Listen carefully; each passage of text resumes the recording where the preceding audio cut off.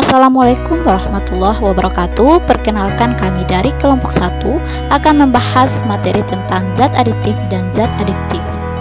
Adapun tujuan pembelajarannya, yakni melalui video ini siswa dapat menjelaskan definisi zat aditif, menyebutkan jenis zat aditif, mengaitkan dampak penggunaan zat aditif dalam kesehatan, menjelaskan definisi zat adiktif, menyebutkan jenis zat adiktif, dan mengaitkan dampak penggunaan zat aditif bagi kesehatan. Pembahasan pertama yakni tentang zat aditif.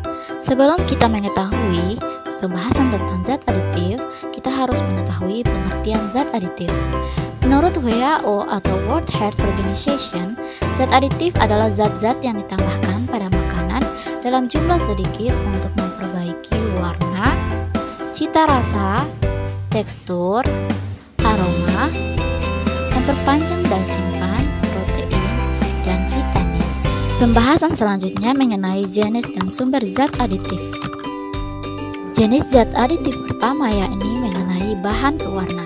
Bahan pewarna adalah zat aditif yang ditambahkan untuk meningkatkan warna pada makanan atau minuman. Bahan pewarna ini terbagi menjadi dua, ada alami dan juga buatan. Adapun contoh pewarna alami diantaranya yakni kunyit menghasilkan warna kuning, cabai menghasilkan warna merah, wortel menghasilkan warna orange, kakao menghasilkan warna coklat, dan daun pandan menghasilkan warna hijau. Sedangkan pewarna buatan dapat dilihat pada tabel di bawah ini. Jenis zat aditif kedua yaitu pemanis. Pemanis merupakan senyawa kimia yang sering ditambahkan dan digunakan untuk keperluan produk olahan pangan, industri, serta minuman dan makanan kesehatan. Pemanis juga dipakai untuk menambahkan rasa manis yang lebih kuat pada bahan makanan atau minuman. Adapun contoh dari pemanis alami diantaranya yaitu gula tebu atau gula pasir, gula merah, madu, dan kulit kayu manis. Pemanis buatan contohnya itu aspartam, sakarin, kalium asesulfam, dan siklikmat. Zat aditif selanjutnya adalah pengawet. Zat pengawet adalah zat-zat yang sengaja ditambahkan pada makanan atau minuman agar makanan dan minuman tersebut tetap segar, bau dan rasanya tidak berubah, atau melindungi makanan dari kerusakan akibat membusuk atau terkena bakteri atau jamur. Pengawetan secara alami pada makanan dapat melalui pembakaran, pengasapan, pengeringan, dan juga pembekuan. Adapun zat pengawet alami yang berasal dari alam contohnya itu gula pasir, garam, dan bawang putih serta keluak atau pala. Sedangkan pengawetan buatan dapat dilakukan dengan menambahkan bahan kimia ke dalamnya. Adapun zat pengawet buatan diantaranya dapat dilihat pada tabel di bawah ini. Jenis zat aditif yang keempat adalah penyedap makanan. Penyedap makanan adalah bahan tambahan makanan yang tidak menambah nilai gizi. Penyedap makanan sebagai penguat rasa protein, penurun rasa amis pada ikan, dan penguat aroma buah-buahan. Penyedap makanan ini terbagi menjadi dua. Yang pertama adalah penyedap rasa. Penyedap rasa atau penegas rasa adalah zat yang dapat meningkatkan cita rasa makanan. Penyedap berfungsi menambah rasa nikmat dan menekan rasa yang tidak diinginkan dari suatu bahan makanan. Penyedap rasa ada yang diperoleh dari bahan alami maupun sintesis. Penyedap rasa alami dapat kita lihat dari rempah-rempah yang biasa kita pakai di rumah, serta daun-daunan seperti daun salam dan juga daun pandan. Adapun penyedap rasa sintesis contohnya itu dapat kita lihat ada sasa, ajinomoto, dan roiko karena mengandung asam glutamat. Penyedap sintetik pada dasarnya merupakan tiruan dari yang terdapat di alam, tetapi karena kebutuhannya jauh melebihi dari yang tersedia, maka sejauh mungkin dibuatlah tiruannya. Bagian B, pemberi aroma. Pemberi aroma adalah zat yang dapat memberikan aroma tertentu pada makanan atau minuman, sehingga dapat membangkitkan selera konsumen. Penambahan zat pemberi aroma menyebabkan makanan memiliki daya tarik untuk dinikmati. Adapun pemberi aroma alami, contohnya seperti minyak atsiri dan juga vanili. Sedangkan pemberi aroma sintetik, contohnya dapat dilihat pada tabel bawah ini. Jenis zat aditif kelima adalah pengental. Pengental adalah bahan tambahan yang digunakan untuk menstabilkan, memekatkan, atau mengentalkan makanan yang dicampurkan dengan air sehingga membentuk kekentalan tertentu. Contoh pengental diantaranya yaitu pati, gelatin pada putih telur, gam, agar-agar, dan juga alginat. Yang keenam, pengemulsi. Pengemulsi adalah bahan tambahan yang dapat mempertahankan penyebaran atau dispersi lemak dalam air dan sebaliknya. Minyak dan air tidak saling bercampur, namun bila ditambahkan sabun kemudian diaduk, keduanya dapat bercampur. Contohnya itu ada pada mentega dan mayones. Dampak penggunaan zat aditif. Dampak positif. Yang pertama, mencegah penyakit gondok dengan mengkonsumsi bahan makanan yang mengandung zat iodin yang dapat kita peroleh dari garam dapur. Yang kedua, untuk menjaga kestabilan kadar gula dalam darah, bagi penderita diabetes mellitus disarankan untuk mengkonsumsi sakarin atau pemanis buatan sebagai pengganti gula. Yang ketiga, mencegah penyakit seroptalmia.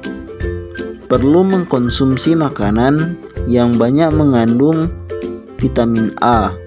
Keempat, ikan sarden dalam kemasan dapat bertahan berbulan-bulan, bahkan hingga 1 tahun lamanya tanpa mengalami pembusukan. Ikan sarden tersebut dapat bertahan lama setelah ditambahkan zat pengawet pada proses produksi makanan tersebut.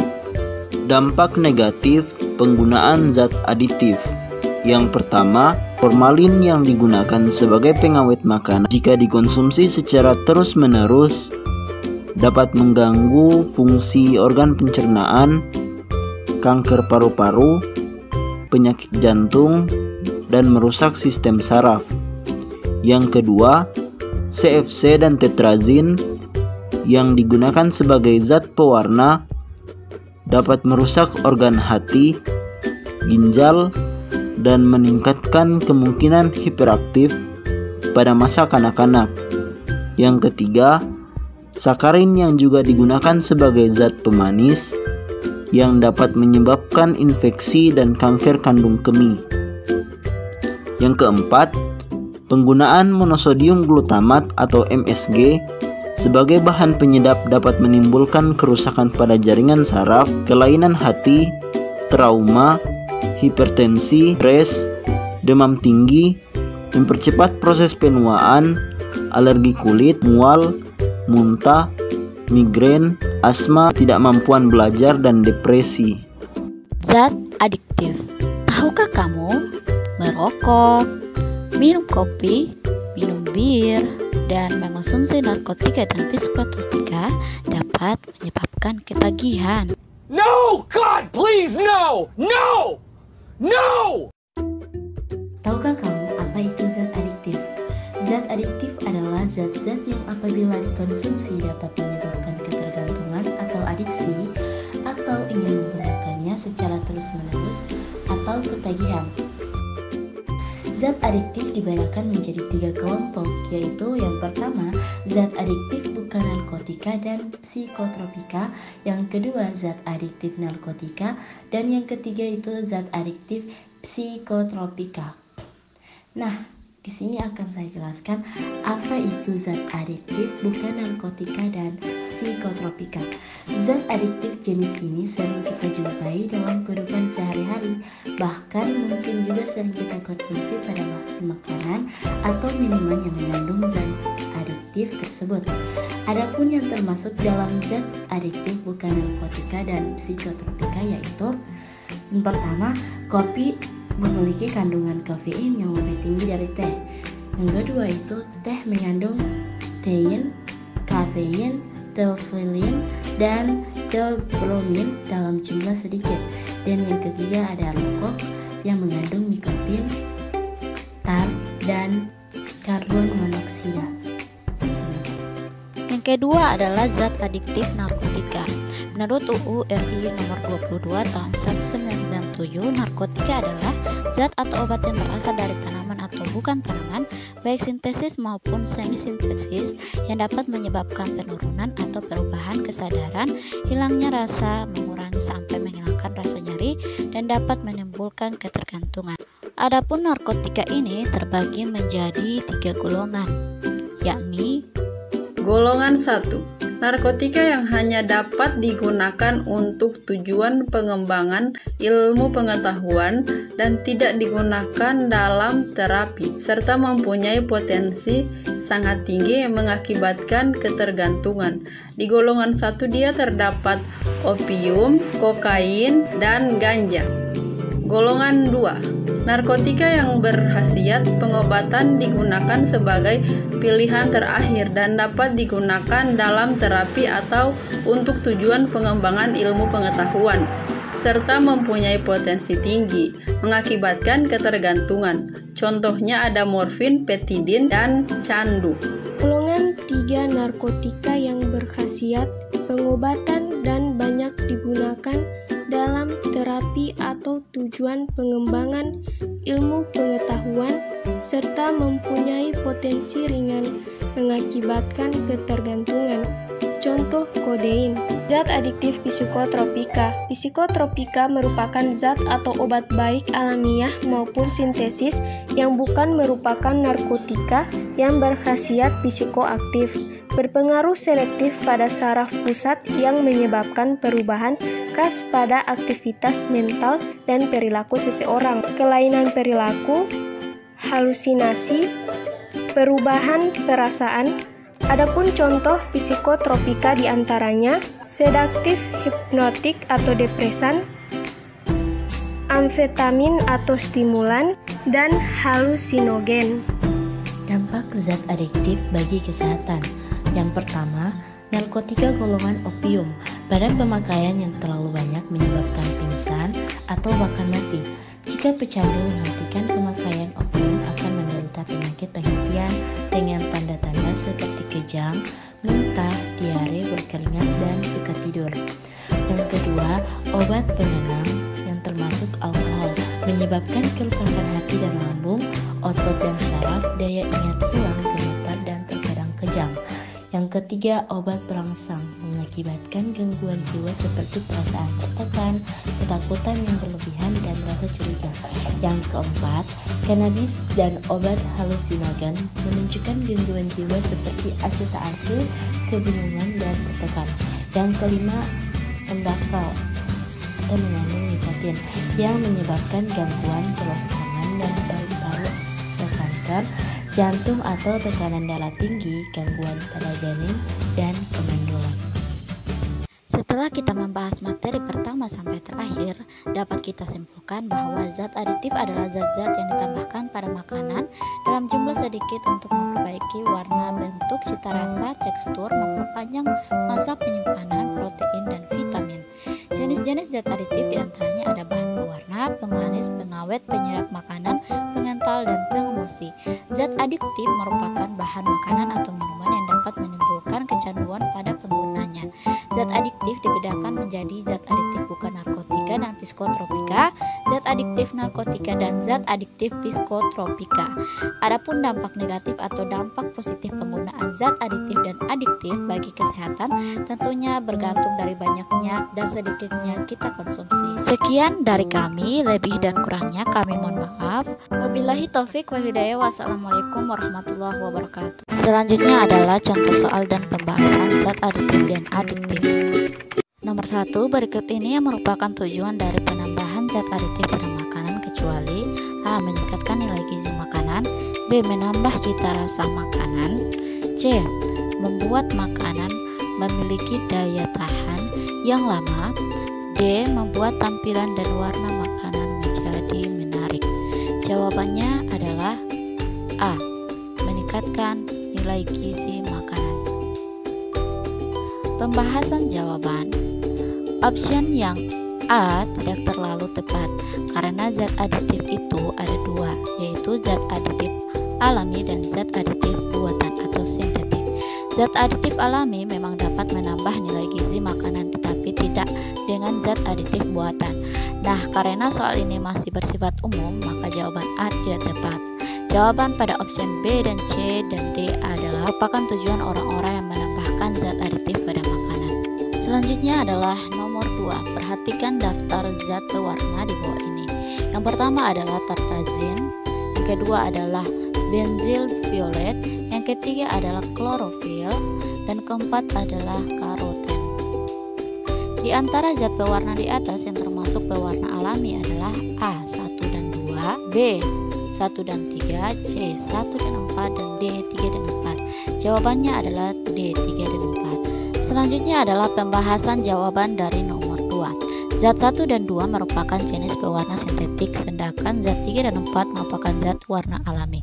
Karoten merupakan pigmen warna orange yang terdapat pada wortel, sedangkan klorofil merupakan zat warna hijau yang terdapat pada daun suji. Selanjutnya adalah pembahasan soal dari nomor 3. Penderita diabetes tidak disarankan mengkonsumsi pemanis alami dalam jumlah banyak. Hal ini disebabkan karena A. Pemanis alami memiliki kadar kemanisan yang lebih rendah dibandingkan pemanis buatan. B. Pemanis alami mengandung banyak kalori sehingga dapat menaikkan kadar gula darah penderita diabetes. C. Pemanis alami tidak memiliki kalori sama sekali. D. Pemanis alami susah didapatkan dan harganya mahal. Jawabannya adalah B. Pemanis alami mengandung banyak kalori sehingga dapat menaikkan kadar gula darah penderita diabetes. Pembahasan jawaban nomor 3. Pemanis alami memang tidak disarankan untuk dikonsumsi oleh penderita diabetes karena pemanis jenis ini mengandung banyak kalori sehingga dapat meningkatkan gula darah penderita diabetes. Peningkatan gula darah pada penderita diabetes sangat berbahaya dan dapat menimbulkan berbagai komplikasi kesehatan. Penderita diabetes lebih disarankan menggunakan pemanis sintetik seperti sorbitol, mempunyai tingkat kemanisan yang hampir sama dengan gula biasa.